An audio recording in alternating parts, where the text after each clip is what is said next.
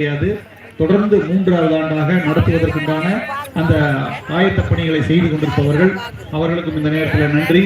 அதே போல கடந்த ஒரு 20 ஆண்டு காலமாக இந்த பொது வாழ்வில் என்னோடு தொடர்ந்து பயணித்து இன்னைக்கு இந்த வள்ளிக்கும்மியை ஒவ்வொரு பகுதியாக எடுத்து செல்வதற்கு முக்கியமான காரணமாக இருந்து இங்கு வந்திருக்கக்கூடிய நம்ம அனுப்புறவாளையம் திரு கதிர் அவர்களையும் புத்தூர் செல்வகுமார் அவர்களையும் ஆசிரியர் திரு அங்கராஜன் அவர்களையும் சின்னமம் செந்தில் பூசாரிவட்டி கார்த்தி சுதாகர் விக்கி பூபாலன் அதே போல பழனிசாமி போன்ற இன்னும் எண்ணற்றவர்கள் இங்கு வந்திருக்கின்றார்கள்.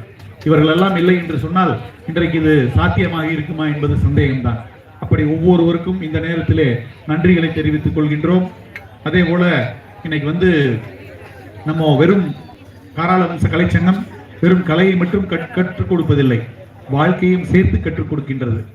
அதே போல உங்கள் ஒவ்வொருவரையும் வாழ்க்கையில் அடுத்த கட்டத்திற்கு உயர்த்த வேண்டும் என்ற ஒரு நோக்கத்தோடு நாங்கள் போயிட்டு இருக்கோம். எப்படி என்று சொன்னால் ஒரு சமுதாயம் மாற வேண்டும் என்று சொன்னால் ஒரு மனித மாற்றம் தான் சமுதாய மாற்றம். ஒரு தனி மனிதன் மாற வேண்டும் என்று சொன்னால் முன்னேற வேண்டும் என்று சொன்னால் அதற்கு முக்கியமான காரணமாக இருப்பவர்கள் பெண்கள் தான். அப்படி இங்கு இருக்கக்கூடிய ஒவ்வொரு பெண்களும் மன அழுத்தம் இல்லாமல் வாழ்க்கையில் சந்தோஷமாக உடல் ஆரோக்கியத்தோடு இருந்தால் அந்த குடும்பத்தில் இருக்கக்கூடிய ஒவ்வொருவரும் நல்லா இருப்பாங்க. பெண்ணுக்கு நல்லா இல்லை, உடம்பு சரியில்லைன்னு சொன்னா என்ன செய்யறதே தெரியாது.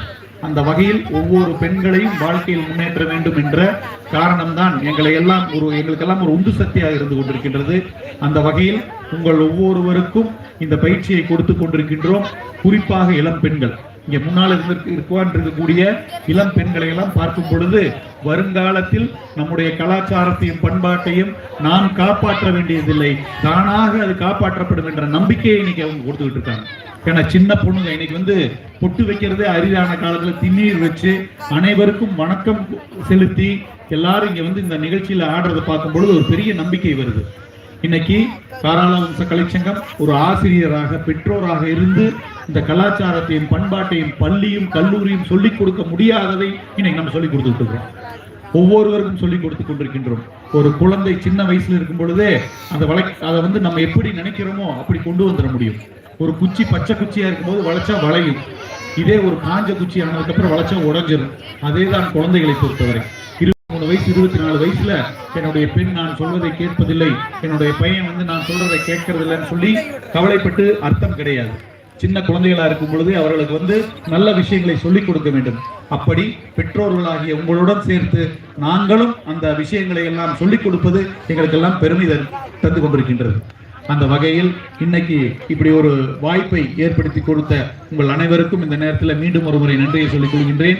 அதே போல இதற்கு முன்னால கோவையில 5 கலைகளை 5 மணி நேரம் தொடர்ந்து நடத்தக்கூடிய ஒரு உலக சாதனை விழால கலந்துட்டு வர்றேன். அங்க என்னை அறிமுகப்படுத்தும் பொழுது வேற நிறைய சொல்லி அறிமுகப்படுத்திருக்கலாம்.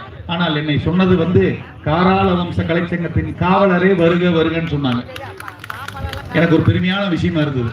ஒரு 4000 குடும்பங்களுக்கு ஒரு வாழ்க்கையில ஒரு மலர்ச்சியை ஏற்படுத்தி இங்க வந்திருக்கக்கூடிய காராள வம்ச கலைச்சங்கத்தின் காவலரை வரவேற்கின்றோம் சொன்னாங்க. அப்ப பெருமையாக இருந்தது.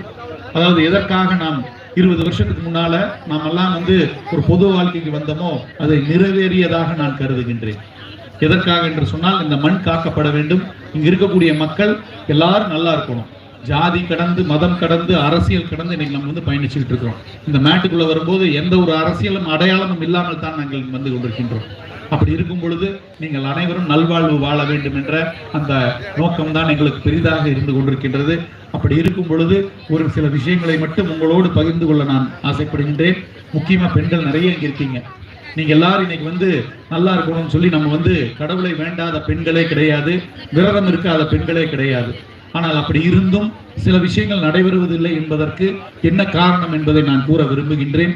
முக்கியமான காரணம், நாம் கடவுளை பிரார்த்திப்பது எப்படின்னு சொன்னோம்னா, ஒரு பிரச்சனை வரும்பொழுது கடவுள்கிட்ட போறோம், 3 நேரம் 4 நேரம் நம்ம போய் பிரார்த்தனை செய்யறோம்.